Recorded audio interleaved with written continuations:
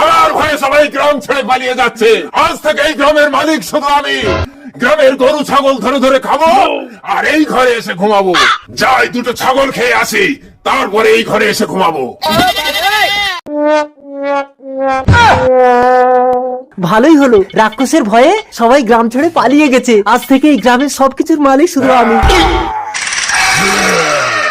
তো বাবা গো, এই তো সে রাক্ষস। ঘরে ঢুকে যাই। এই কে রে আমার ঘরে? তুই কে?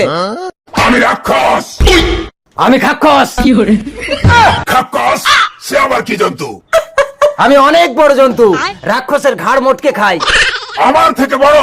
ওই দেখি খাক্কস, থুতু ফেলতো দেখি তোর কতটা থুতু। কে মরেছে? আমি রাক্ষসের মতো অতটা থুতু ফেলবো কি করে?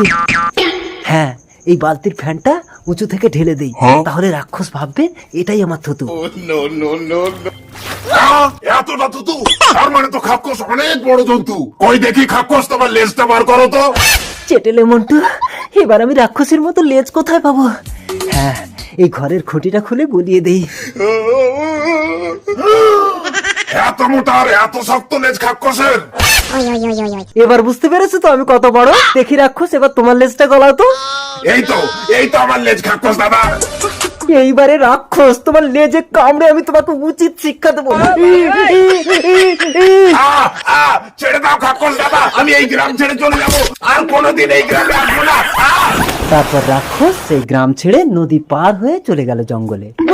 বাড়ি চলো, আমি সেই রাক্ষসকে খাক্ষসের ভয় দেখিয়ে তাড়িয়ে দিয়েছি। তাড়িয়ে দিয়েছো?